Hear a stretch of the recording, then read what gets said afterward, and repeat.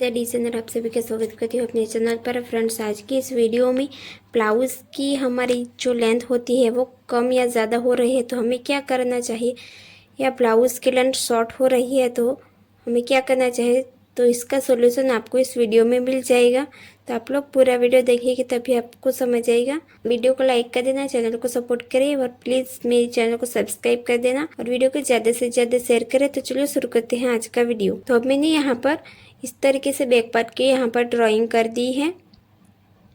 तो यहाँ पर मैंने इस तरीके से लेंथ पे ले लिया है और यहाँ पर फुल शोल्डर के मैंने यहाँ पर मार्क कर भी दिया है और यहाँ पर मैंने लेंथ ली है। यहाँ पर मैंने 15 इंच की यहाँ पर लेंथ ली है। तो यहाँ पर मैंने माइनस कर दिया है शोल्डर को और इस तरीके से मैंने यहाँ पर हाफ इंच माइनस कर दिया है क्योंकि हमारा ये डीप नेक है इसलिए। और यहाँ पर जो भी फ्रंट का आ रहा है वहाँ तो यहाँ पर मैंने मार्क कर दिया है। तो यहाँ पर मेरी यहाँ पर बैक की लेंथ शॉर्ट हुई है 13 इंच। तो अब हम यहाँ पर फ्रंट पार्ट का देखेंगे। तो यहाँ पर भी मैंने शोल्डर को माइनस कर दिया है फुल शोल्डर में से। तो यहाँ पर हम इसकी लेंथ 16 इंच की मैंने यहाँ पर ली है। तो यहाँ पर मैंने शोल्डर को भी माइनस कर दिया है और यहाँ पर मैंने इस तरीके से 0.25 जितना माइनस कर दिया है क्योंकि हमारा ये चेस्ट लाइन से हमारा नेक नीचे है इसलिए। और यहाँ पर मैंने इस तरीके से यहाँ पर हाफ इंच माइनस किया है और यहाँ पर इस तरीके से जो भी हमारा यहाँ पर आया है वो वहाँ से मैंने यहाँ पर माइनस कर दिया है और यहाँ पर मैंने हाफ इंच नीचे मार्क किया है। फिर यहाँ पर नया आर्म होल ड्रॉ किया है। तो यहाँ पर हमारी इतनी लेंथ शॉर्ट होगी। तो इसको रखकर हमें बैक पार्ट के ऊपर रखकर हमें इसकी मार्किंग करनी है। तो अब मैं आपको यहाँ पर समझाऊंगी कि हमारी बैक की लेंथ शॉर्ट क्यों होती है। तो ये हमारा बैक पार्ट है और ये मैंने यहाँ पर फ्रंट पार्ट की यहाँ पर मार्किंग की है। तो यहाँ पर हमारा बैक पार्ट यहाँ से स्ट्रेट रहता है इस तरीके से। तो ये हमारा बैक का पार्ट है। तो हमारा फ्रंट पार्ट में इस तरीके से बस्ट का पार्ट हमारा ज़्यादा रहता है तो इसलिए हमारा बैक पार्ट से फ्रंट पार्ट की लेंथ ज़्यादा होती है।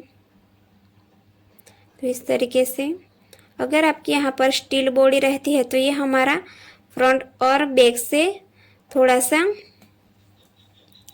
ज़्यादा आएगा, 1 इंच जितना या सेम ही आ सकता है। तो यहाँ पर हमारा इस तरीके से यहाँ पर हमारा कम आएगा। तो यहाँ पर हमारा बस्ट पॉइंट का हमारे यहाँ पर विड्थ ज़्यादा है तो हमें यहाँ पर इस तरीके से हमारा ये ज़्यादा आएगा। और हेवी साइज होगा तो यहाँ पर ज़्यादा आएगा और उससे भी हेवी होगा 44 तो यहाँ पर हमारा ज़्यादा आएगा। तो यहाँ पर इसलिए हमें बैक पार्ट से फ्रंट पार्ट की लेंथ यहाँ पर ज़्यादा रखनी है। तो ये हमारा 13 इंच का है फ्रंट का पार्ट एग्जाम्पल। तो हमारा यहाँ पर 13 इंच हमारा यहाँ पर ही आएगा। किसी का बस्ट पार्ट ज़्यादा होगा तो और स्टील बॉडी होगी तो ये हमारा सेम ही आएगा फ्रंट और बैक का। तो यहाँ पर हमें इसलिए हमें यहाँ पर 2 इंच फ्रंट पार्ट में ज़्यादा लेना है। तो यहाँ पर भी इस तरीके से हमें इसमें भी हमें ज़्यादा लेना है, इसलिए आपको बॉडी से मेज़रमेंट लेना ज़रूरी है। तो यहाँ पर भी हमारा बस्ट पॉइंट का यहाँ पर इस तरीके से जो टक्स लगेगा तो यहाँ पर विड्थ हमारी ज़्यादा होगी। तो अब हमें यहाँ पर इस तरीके से मैंने दूसरा पेपर लिया और यहाँ पर भी हमें फ्रंट और बैक का हमें किस तरीके से हमें यहाँ पर लेंथ हमारी शॉर्ट होती है वो मैं आज आपको इस वीडियो में इस तरीके से मैं यहाँ पर ड्राइंग करके दिखाऊंगी। तो इस तरीके से मैंने यहाँ पर डाउन किया है शोल्डर को, फिर यहाँ से हमें इस तरीके से मैंने शोल्डर को यहाँ पर माइनस किया है। तो यहाँ पर मैं एग्जांपल दे रही हूँ। तो इस तरीके से यहाँ पर मैंने आर्म होल दिया है और इस तरीके से मैंने यहाँ पर शेप दे दिया है। फिर यहाँ पर मैंने इस तरीके से शेप दिया है। अगर आपको डीप चाहिए तो आप इस तरीके से यहाँ पर इस तरीके से आप मार्क कर सकते हैं। तो यहाँ पर ये हमारा डीप नेक है, तो उसकी मैंने यहाँ पर लेंथ ली है 14 इंच की। तो चेस्ट लाइन से हमारा जो नेक नीचे जाएगा बैक पार्ट वो हमारा डीप नेक होगा और फ्रंट पार्ट की हमें मार्किंग इस तरीके से हमें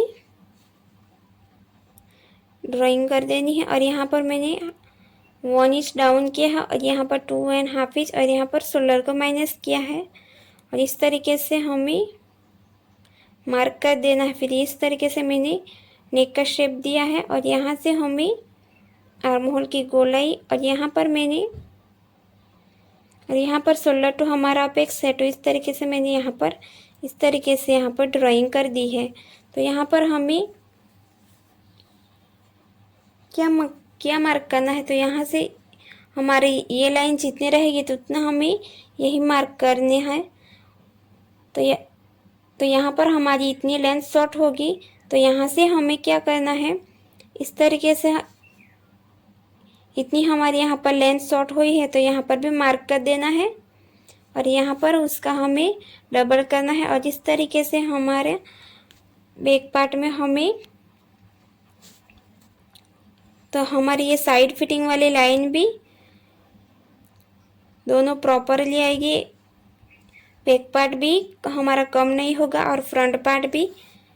तो ये हमारे फ्रंट पार्ट हमारे 14 इंच है, तो मैंने यहाँ पर बैक का हमारा 14 है तो फ्रंट में हमें यहाँ पर 16 में यहाँ पर लिया है, क्योंकि हमें फ्रंट पार्ट से बैक पार्ट 2 इंच कम रखना है इसलिए।